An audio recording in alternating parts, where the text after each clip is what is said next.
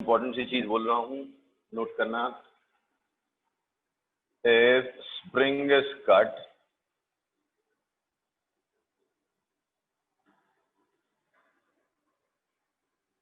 Since it is massless, mass तो है नहीं कि उसको एक्सीलरेट होने के लिए टाइम लग, मतलब रीगेन करने के लिए टाइम लगेगा। Since it is massless it regains its original length in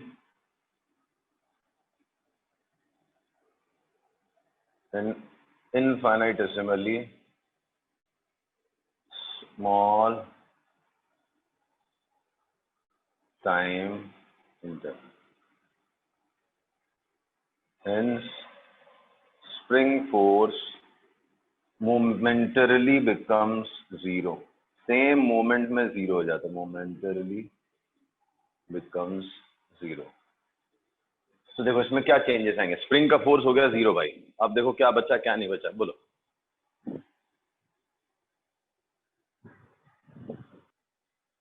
yes sir.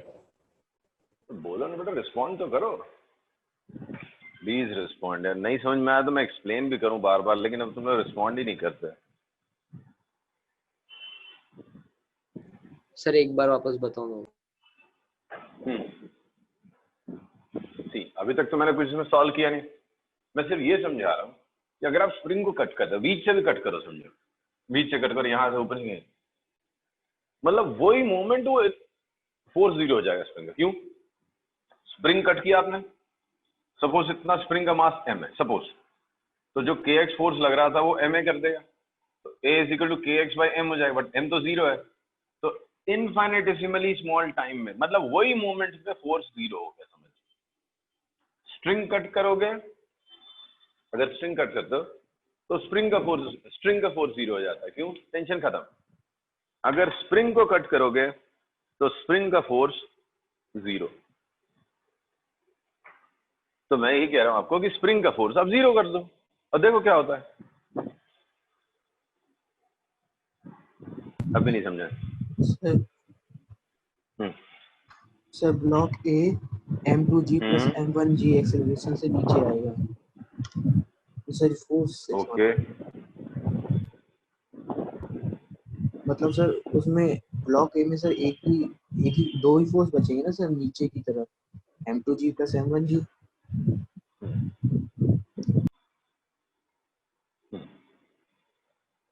ये कहानी बची कि नहीं, आप देखो, बस स्प्रिंग तो कट ही गया ना, स्प्रिंग में कुछ फोर्स नहीं बचा, ये सिचुएशन चल रही है। क्या लगता है आपको, इसका एक्सेलरेशन नीचे होगा? हाँ सर, इसका एक्सेलरेशन नीचे की तरफ। सेम एक्सेलरेशन होगा कि अलग अलग एक्सेलरेशन? सर अलग एक्सेलरेशन होगा। कौन ज्यादा एक्सेलरेट करेगा, नीचे वाला या ऊपर वाला? सर मास पे डिपेंड करे। बेटा स्ट्रिंग कंस्ट्रेंट आ गया, स्ट्रिंग नहीं काटी है मैंने, दोनों सेम एक्सेलरेशन से नीचे आएंगे। Okay sir. समझा? दोनों का एक्सेलरेशन सेम होगा, they are connected to string, except for one constraint. ये कहीं गलती से इसका एक्सेलरेशन जी से ज्यादा हो जाए तो नहीं कह सकता मैं, अदरवाइज दोनों में सेम एक्सेलरेशन मानेंगे, ठीक है, बिकॉज दे आर कनेक्टेड। तो अब देखो अभी कहाँ थे हम लोग?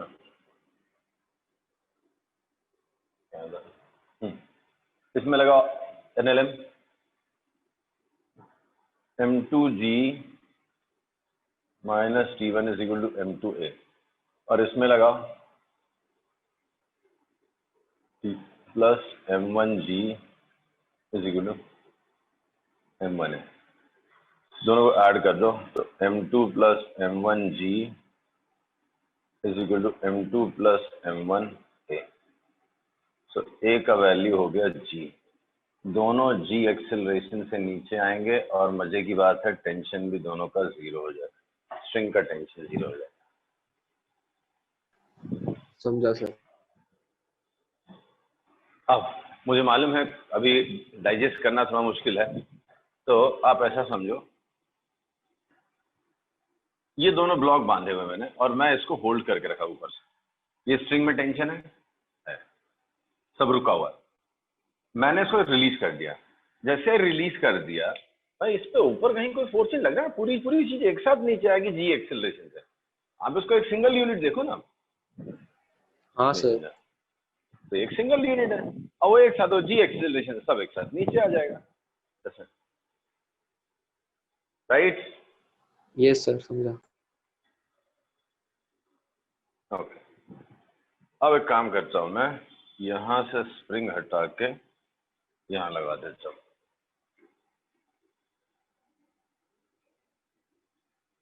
हाँ, और पहले स्प्रिंग काटते हैं। स्प्रिंग इज कट, इस बार कुछ वैल्यूज भी डाल देता हूँ। चलो, क्या फर्क पड़ता है, दोनों सेम मास कर देता है फोर्स मास। इस बार स्प्रिंग नीचे लगाई है और दोनों ब्लॉक ऊपर है।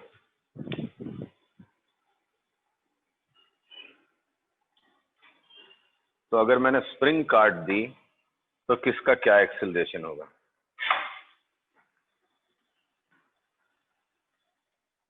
Sir mass same. सर ए एक्सेलरेट ही नहीं करेगा और बी नीचे की तरफ है। सॉरी सर ए एक्सेलरेट ही नहीं करेगा। पक्का? हाँ सर। ओके, बी का क्या?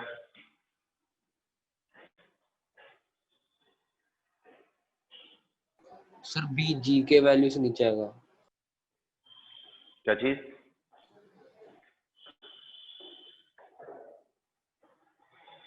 फिर से बोलो, नहीं सुन पाया क्या?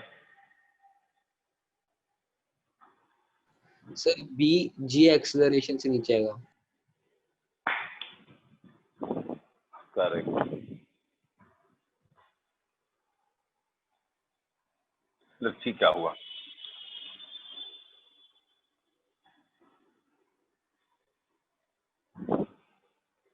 जैसे स्प्रिंग कट करोगे मोमेंटरली, वही मोमेंट में क्या होता है, ये स्प्रिंग फोर्स खत्म हो गया, अब कुछ नहीं बचा है। इस पे एक ही फोर्स लगा एम जी नीचे, ये न चला जी एक्सेलरेशन नीचे, स्प्रिंग है ही नहीं, तो tension is equal to m g, खत्म, एक्सेलरेशन हो गई नहीं। समझा? Yes sir. Yes sir. तो अगर मैं देखूं स्प्रिंग जस्ट करने के बाद नेक्स्ट मोमेंट सिर्फ एम जी बचा और कुछ बचा ही नहीं। एक्सेलरेशन होगा m g equals to m a, और ये बंधा रह जाएगा, टी हो जाएगा, और ये एम जी हो जाएगा। दोनों बैलेंस रहेंगे, ना ऊपर जाएगा ना नीचे जाएगा। ठीक है? Yes sir. अब स्ट्रिंग काटेंगे हम। String is cut, what will be acceleration of two blocks just after string is cut. यहां से कट करो।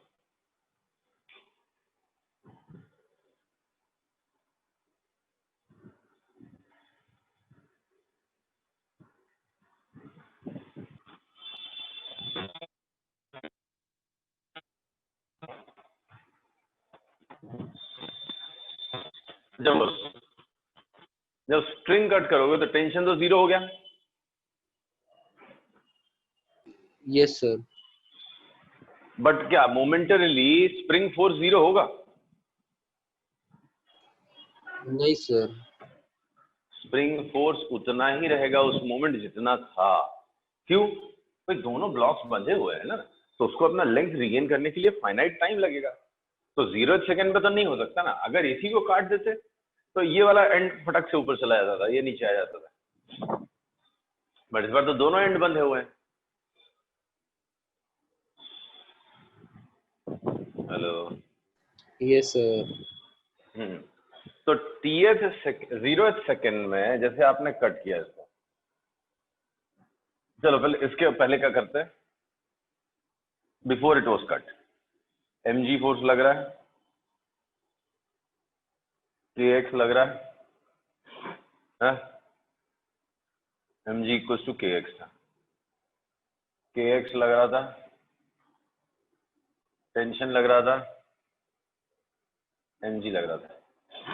Tension was kx plus mg, kx is equal to mg, तो टेंशन इसमें 2 mg था, ठीक है। छोड़ो, इतना चल रहा है। अब आपने इसको दिया कट कर दिया इसको, तो अब इस पर टोटल फोर्स कितना लग रहा है? पहले चलो इसमें बताओ, इसमें फोर्स कितना लगा टोटल? टेंशन हट गया, 2 mg नीचे, सॉरी सर 2 mg नीचे की तरफ, 2 mg नीचे की तरफ। तो इस पे एनएलएम अप्लाई करूंगा तो डाउनवर्ड फोर्स था 2 mg equals to mass into acceleration. ये double acceleration due to gravity से नीचे आएगा। इसको गरीब को स्प्रिंग भी नीचे खींच रहा है और ग्रेविटी भी नीचे खींच रहा है, तो ये 2g एक्सेलरेशन से नीचे आएगा। चलो अब दूसरे ब्लॉक पे आ जाओ, इसकी क्या कहानी है? What about this one?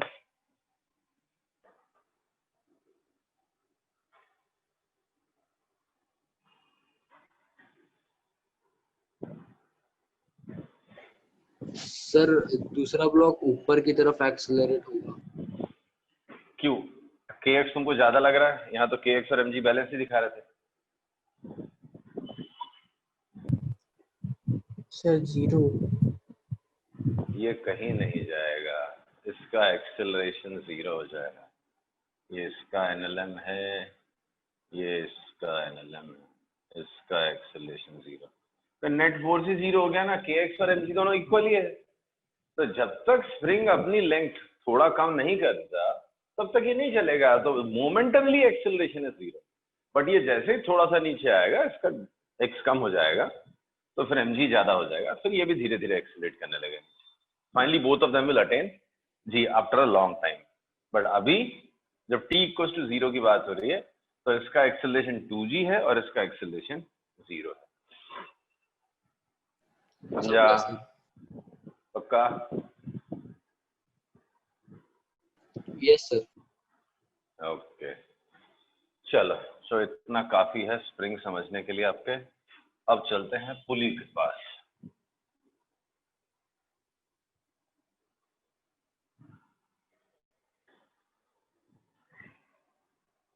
अब पुली हल है, कुछ प्रॉब्लम्स लेते हैं हम लोग।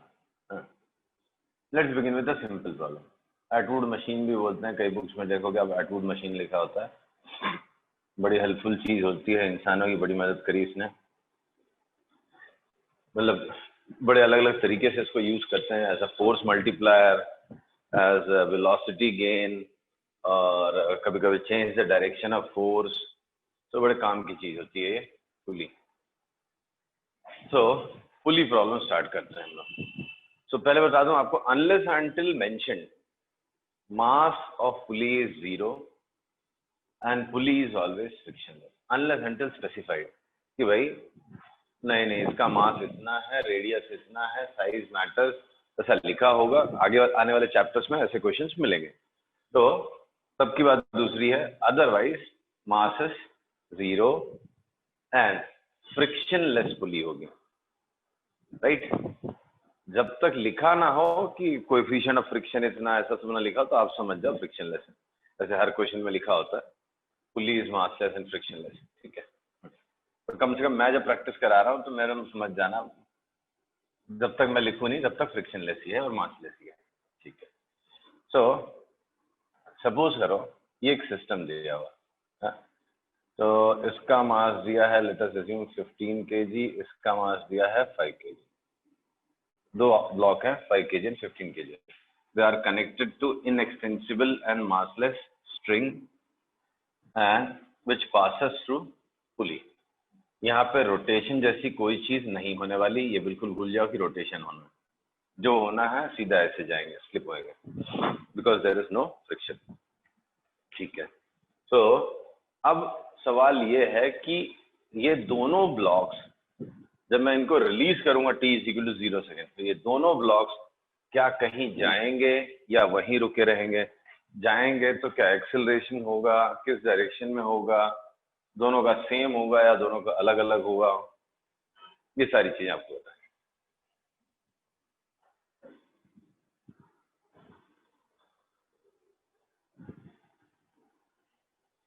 समझा क्वेश्चन? Yes sir.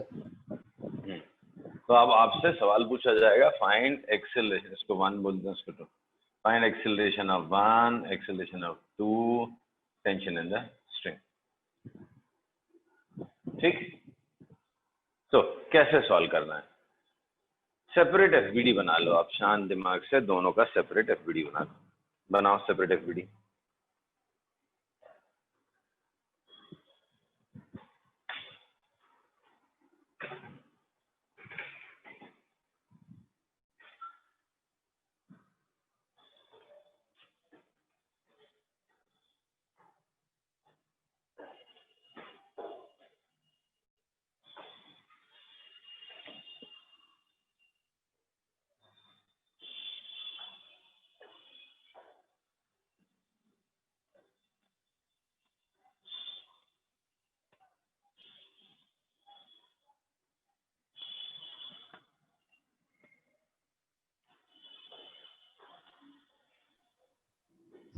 हो गया सर।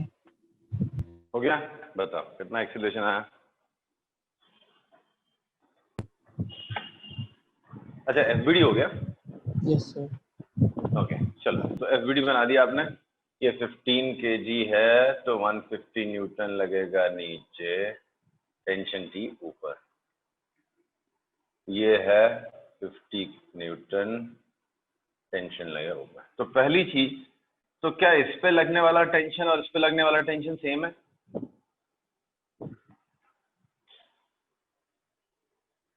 बिल्कुल सेम है। Yes sir. एक स्ट्रिंग में एक ही टेंशन होगा unless and until there is friction in the pulley. अगर पुली और रोप के बीच में फ्रिक्शन है तो मैं नहीं कह सकता, otherwise throughout the string there will be only one tension. So tension तो सेम है, राइट? चलो, पहली बात हो गई। अब देखो, दो ही दो फोर्स लग रहे हैं और तो कोई फोर्स लगना नहीं है। अब सवाल ये आता मन में, एक्सिलरेट होगा क्या? एक्सिलरेट भाई ये इंस्टिंक्ट ही बता देता है, नहीं बता रहा आपका इंस्टिंक्ट तो आप एज्यूम कर लो, अदरवाइज इंस्टिंक्ट ही बता देंगे आपके कि ये जाएगा नीचे और ये हल्का है तो ये इसके साथ जाएगा ऊपर। एंड स्ट्रिंग कंस्ट्रेंट से जितना एक्सेलरेशन इसका ए नीचे है, इसका उतना एक्सेलरेशन ऊपर होगा। भाई स्ट्रिंग जो है इनएक्सटेंसिबल है, तो स्ट्रिंग का लेंथ तो चेंज हो नहीं रहा है। हमने खूब क्वेश्चन किए इसके ऊपर, अभी फिर से करेंगे 2-4 क्वेश्चन अच्छे कंस्ट्रेंट मोशन वाले। बाकी 2 लेक्चर हमने अलग से कंस्ट्रेंट मोशन नहीं पढ़ा था। तो यहाँ पे स्ट्रिंग कंस्ट्रेंट क्या है कि जितना स्पीड से ये ऊपर जाएगा उतना स्पीड से ये नीचे आएगा, जितना एक्सेलरेशन से ये ऊपर जाएगा उतना एक्सेलरेशन से ये नीचे आएगा। मजबूरी है उनकी, क्योंकि बंधे हुए हैं। एग्री? Yes sir. हाँ हाँ। सो ये आएगा ए एक्सेलरेशन से नीचे, ये जाएगा ए एक्सेलरेशन से ऊपर। अब दोनों में एनएलएम अप्लाई करता हूं। पहले पे लगाओ एनएलएम इस पे, ये ए एक्सेलरेशन से नीचे आ रहा है,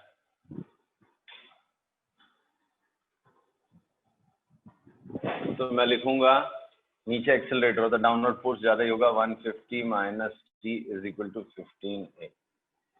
मानते हो? Yes sir. Yes sir. ठीक है। और तो कुछ बन नहीं रहा इसमें, एक ही डायरेक्शन में फोर्सेस एक्सेलरेशन है, तो there is no other equation, छोड़ दो। इसकी कहानी क्या होगी?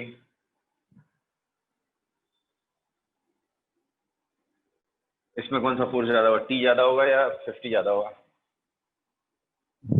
सर इसमें टी ज्यादा होगा। टी ज्यादा होगा। ऊपर एक्सेलरेट हो रहा था, T minus 50 is equal to 5 है। 2 इक्वेशन बन गई। कितने अननोन है? 2 equations are there. How many unknowns are there? 2 unknowns are there. बस दोनों को साइमल्टेनियसली सॉल्व कर लो। सॉल्व भी क्या करना है, ऐड कर दो दोनों को। T minus T cut, 150 minus 50 100 is equal to 15 है प्लस है 20 है, a is equal to 5 metre per second, is 5 metre per second square. नीचे की तरफ एक्सेलरेट होगा 15 kg 5 metre per second square से, ये ऊपर की तरफ एक्सेलरेट होगा 5 मीटर पर सेकंड स्क्वायर से। Now finally if I ask you tension in the string, so what you'll say?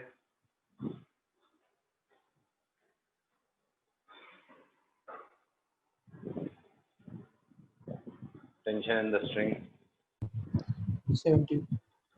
Yes, sir. 75. sorry, 75 metre. 75. Put a equals to 5 anywhere. 15 5 are 75, so t उधर गया, 150 minus 75. So tension is 150 minus 75, that is 75 Newton. So tension is 75 Newton. Okay, yes sir. clear है? Good. So इस तरह से हो गया हमारा पहला सम सॉल्व। अब इसका एक शॉर्टकट, बस मतलब कोई खास शॉर्टकट नहीं है, बट ये इतना सिंपल क्वेश्चन कभी किसी एग्जाम में आने वाला भी नहीं, अगर आ गया तो फिर आप थोड़ा सा सम इजीली सॉल्व कर सकते। तो शॉर्टकट, इमेजिन ये स्ट्रिंग अगर सीधा रखा होता, अगर कोई फ्रिक्शनलेस टेबल होता जिसके ऊपर ये दोनों ब्लॉक और ये स्ट्रिंग रखा होता, तो ऐसा नहीं लगता आपको एक फोर्स इधर लग रहा है 150, एक फोर्स इधर लग रहा है 50, बस यही चीज है। इसको सिंगल सिस्टम मान लो, assume this to be a single system, दो ऑब्जेक्ट मिला के एक सिस्टम मैंने माना, तो इस पूरे सिस्टम पे दो ही फोर्स लगते हुए नजर आ रहे हैं, 150 और 50, और पूरे सिस्टम का मास है 20, तो नेट फोर्स लग रहा 100 is equal to 20 a is equal to 5, तो एक्सेलरेशन 5 था। इजी ना? बट इतना इजी क्वेश्चन कभी आता ही नहीं है, ठीक है? yes sir.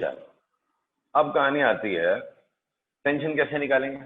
टेंशन के लिए आपको एक स्ट्रिंग तोड़नी पड़ेगी, मतलब यहाँ से आप देख लो 50 नीचे, t ऊपर और एक्सेलरेशन 5, तो इस हिसाब से t कितना आएगा वो आपको करना पड़ेगा।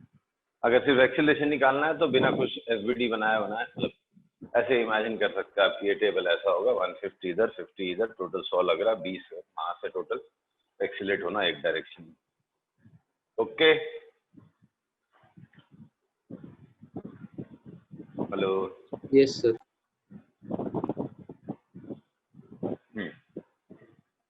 चलो अब हम करते हैं कंस्ट्रेंट मोशन वाला टॉपिक इसके साथ अटैच करके।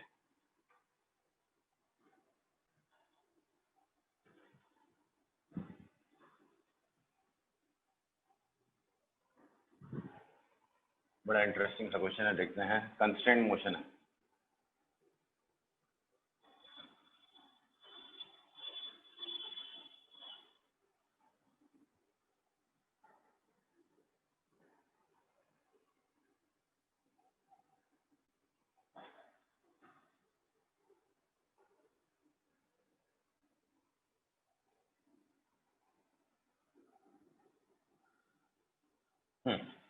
ऐसे एक स्ट्रिंग है, ऐसा ऐसा ऐसा जा रहा है, ठीक है। आपको बताना है इस सिस्टम में या दोनों ऑब्जेक्ट्स का एक्सेलरेशन क्या होगा, 10 kg का एक्सेलरेशन क्या होगा, 5 kg का एक्सेलरेशन क्या होगा।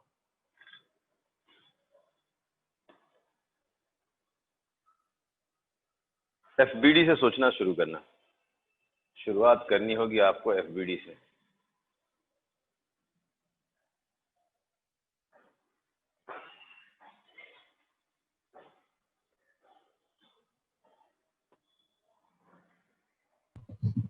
सर 10 kg वाला ऑब्जेक्ट स्ट्रिंग से बना हुआ है। सॉरी, जो सर 10 kg वाला ऑब्जेक्ट है वो स्ट्रिंग से बना हुआ है। इसको एक सिंगल यूनिट एज्यूम कर लो, कोई दिक्कत नहीं, यहाँ से यहाँ तक ऐसा एक सिंगल यूनिट ले लो। वैसे स्ट्रिंग से बंधा है, फिर वो एक एक्स्ट्रा इक्वेशन लिखनी पड़ेगी, टाइम पास हो जाएगा। ये तो मासलेस है, ये जुड़ा ही हुआ है, ये ऐसा तो होगा नहीं कि ऐसे हो जाए, ऐसा ले लो आप, इसका कुछ मास है नहीं, नहीं तो फिर आपको एक एक्स्ट्रा स्टेप लिखना पड़ेगा, इसका स्ट्रिंग फिर इधर का एक स्ट्रिंग। इसी चीज को आप अगर लिखोगे तो 2 स्टेप में ऐसे लिख सकते हो, ये अलग से भी कर सकते हो, ये दोनों को एक भी रख के कर सकते हो, तो टाइम सेव हो जाएगा। तो इसका एफबीडी है, एंड इसका एफबीडी ये 100 है, ये T है, ये T है, ये 50 है, ये T है। सोचो कौन किधर एक्सेलरेट हो रहा है, ऊपर कौन जाएगा, नीचे कौन जाएगा, कितने एक्सेलरेशन से दोनों जाएंगे।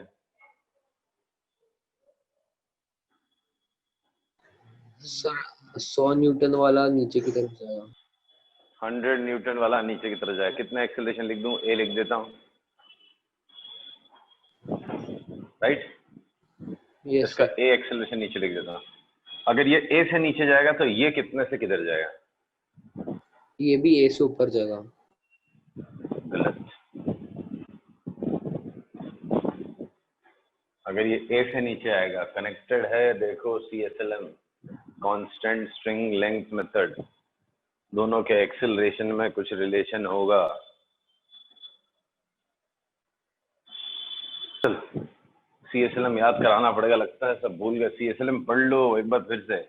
लेट अस अज्यूम A2 से ऊपर जाता है, ये A1 से नीचे, तो ये स्ट्रिंग की लेंथ बढ़ा रहा है A1 से, ये भी बढ़ा रहा है A1 से, ये तो रुका हुआ, ये रुका हुआ, ये कम कर रहा है A2 से, तो A2 is equal to 2A1। इसका एक्सेलरेशन इसका डबल होगा, तो अगर आपने ये A लिया है तो ये आपका 2A होगा। Yes sir. क्या आपको समझा ना? तो इसका एक्सेलरेशन A है नीचे, इसका 2A है ऊपर। चलो भाई शुरू करें, NLM अप्लाई करें, इस पे लगाओ, NLM लगाओ इस पे। टोटल फोर्स कितना लग रहा है?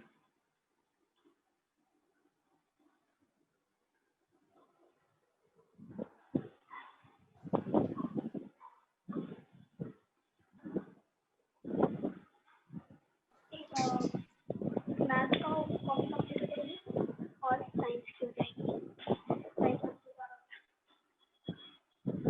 बोलो बोलो बोलो बोलो, क्या है NLM अप्लाई करना है इसमें? तो क्या दो एक ही तो डायरेक्शन है यार, 100 अपवर्ड फोर्स माइनस दिख रहा है। 100 minus 2T is equal to M, mass कितना था 10 इंटू A। इसका अब इसमें अप्लाई कर दो।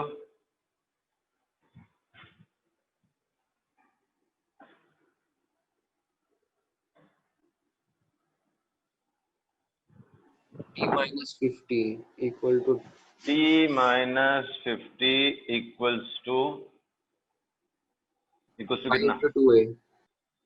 5 इंटू 2A, 10A हो गया। ठीक है, अब इनको साइमल्टेनियसली सॉल्व करके देखो क्या आता है।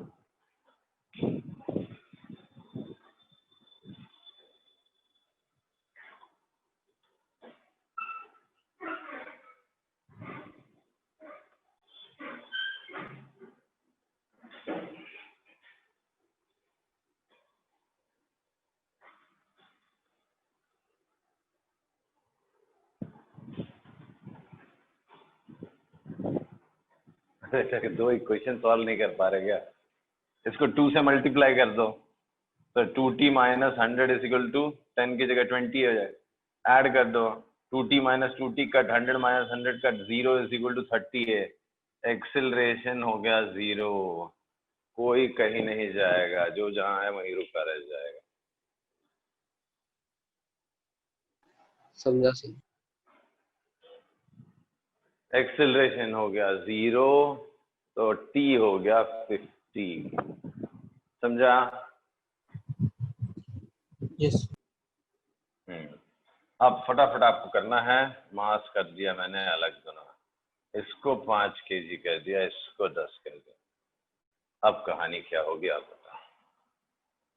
अब फिर से सॉल्व कर, इस बार उल्टा कर दिया है, ये 5 है, ये 10 है, इस बार कोई कहीं तो जाएगा, इस बार दोनों मूव करेंगे, कुछ एक्सिलरेशन आएगा।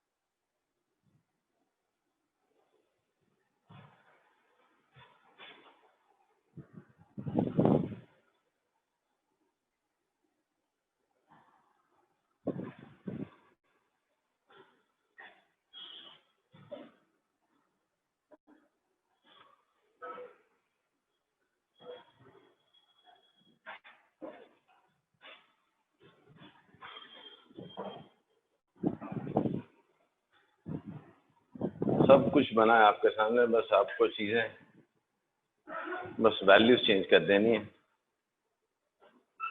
100 और 50 जहाँ लिखा था एक्सचेंज कर देना, यहाँ 100 जहाँ 50, जहाँ 50 जहाँ 100।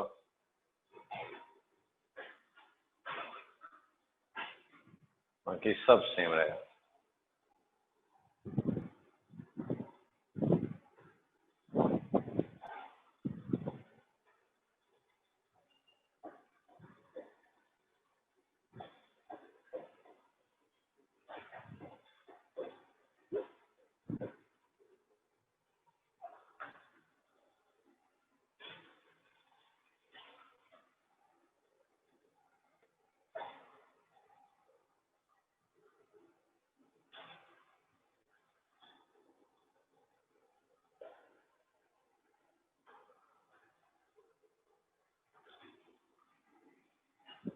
बोलो,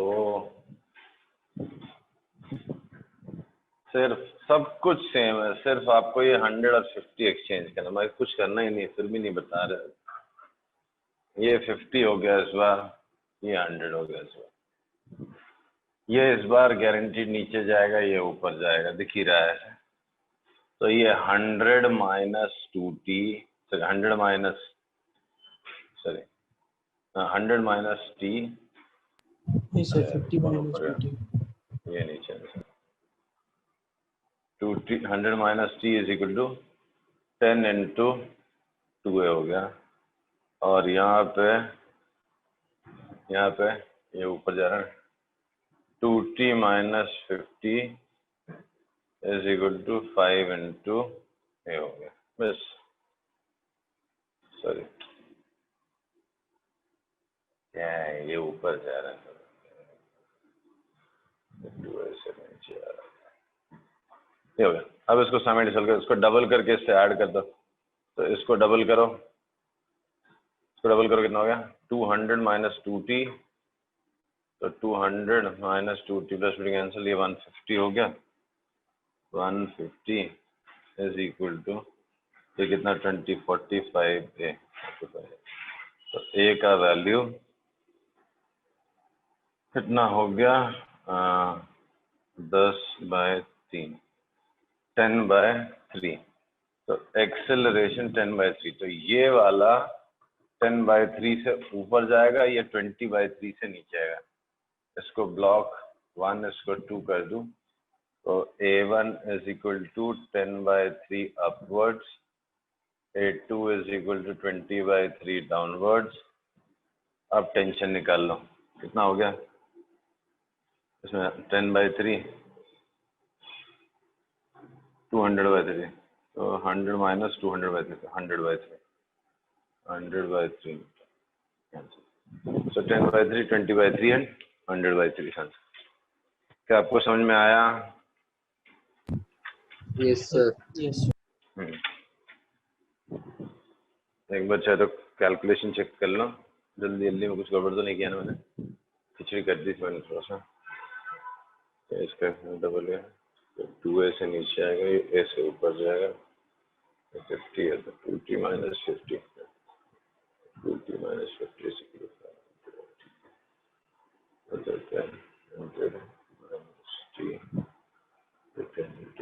करेक्ट।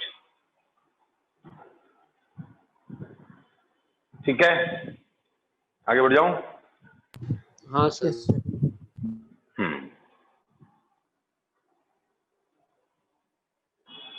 दो केसेस हैं, एक है सिंगल फिक्स पुली का,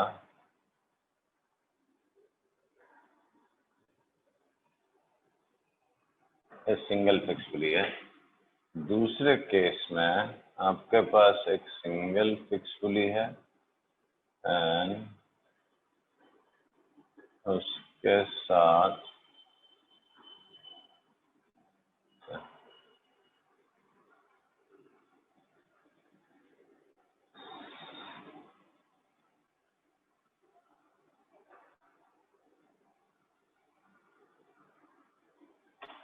एक मूवेबल पुली डालनी है। कहाँ डालो? एक मूवेबल पुली है और एक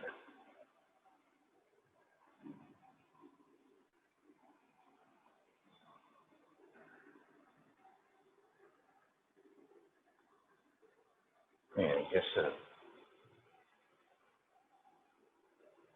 क्यों नहीं दिमाग से खींचने के लिए तो उसको ऐसे ही खींचना पड़ेगा आदमी को, नीचे की तरफ खींच रहा है।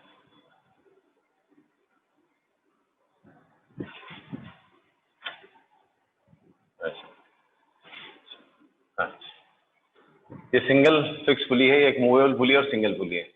दोनों केस में इसने फोर्स लगाना है, ठीक है। तो इसमें जो फोर्स लगाएगा F1 और इसमें फोर्स लगाएगा F2। तो point is block has to be moved to same height in same time, in which case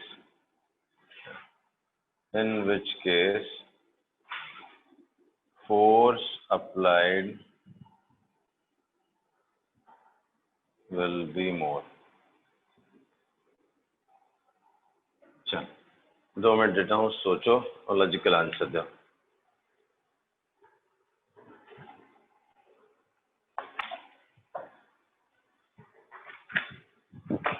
sir F2 में फोर्स ज्यादा होगा।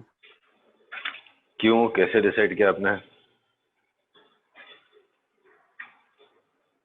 सर वो रस्सी ऊपर वो लगी हुई ना ऊपर, तो फिर हाँ, ये क्या लॉजिक हुआ?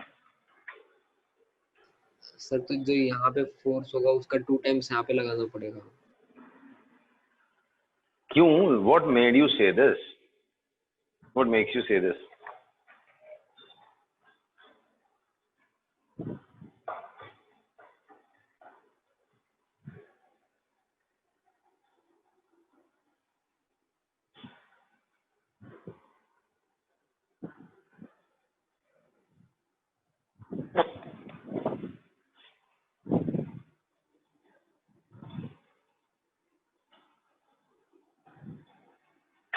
दोनों केस में ब्लॉक का एक्सेलरेशन अलग अलग है या सेम है?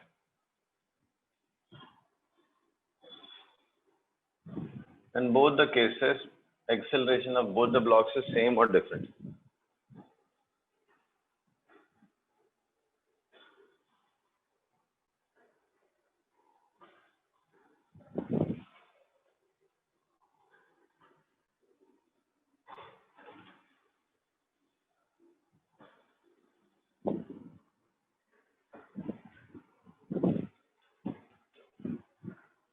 Question नहीं समझा।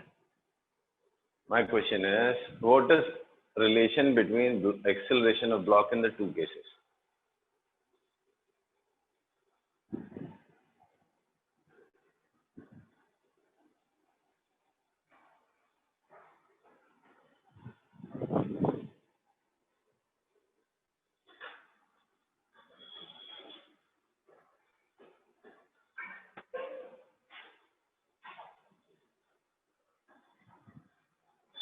सेम होगा ना, क्यों ऐसा नहीं समझ पा रहे?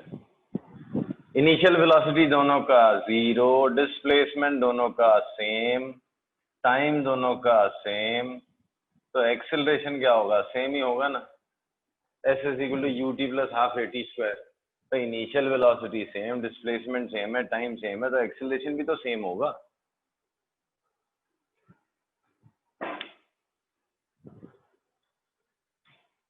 हेलो,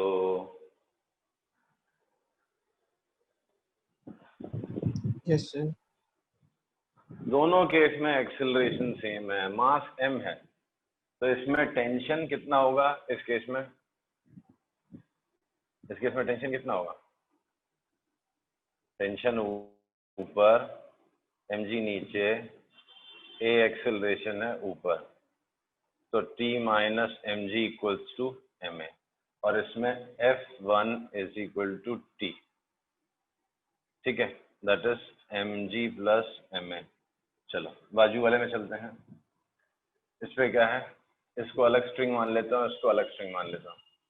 तो इस पे जो t है ये वाला, ये T1, T1 लिख देता हूँ, ए एक्सेलरेशन ही है mg, तो T1 is equal to mg plus ma, ठीक। बट अगर मैं यहाँ से देखूं, ये T2 है, तो T2 और ये T1, तो T2 is equal to T1/2, तो T2 is equal to half mg plus ma हो गया। F2 is equal to T2, तो F2 is equal to T2, that is half mg plus, किसमें ज्यादा लग, किस केस में फोर्स ज्यादा लग रहा है?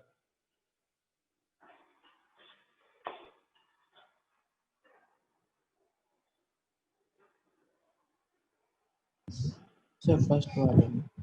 फर्स्ट में ज्यादा लग रहा है, पता नहीं, मतलब ऑब्वियसली आप लोगों ने देखा नहीं होगा, हमने तो साइट्स पे, मतलब कंस्ट्रक्शन साइट्स पे देखा है। ये मूवेबल पुली यूज करते हैं तो इसमें टूटी हो जाता है टेंशन, उसकी वजह से आपका कैपेसिटी अगर 50 kg अपने हाथ से उठाने का, तो ये यूज करके आप 100 kg तक उठा सकते हो, बड़ा कंफर्ट कम लगता है, तो इस केस में फोर्स आपको कम लगाना पड़ेगा, same acceleration, right? Yes sir. Okay, चलो आई स्टॉप हियर, कल पुली के प्रॉब्लम्स और करेंगे थोड़ा, फिर नेक्स्ट कॉन्सेप्ट सीखेंगे। बाय चलो sir. I stop, bye bye, okay sir, practice bye. करो थोड़ा।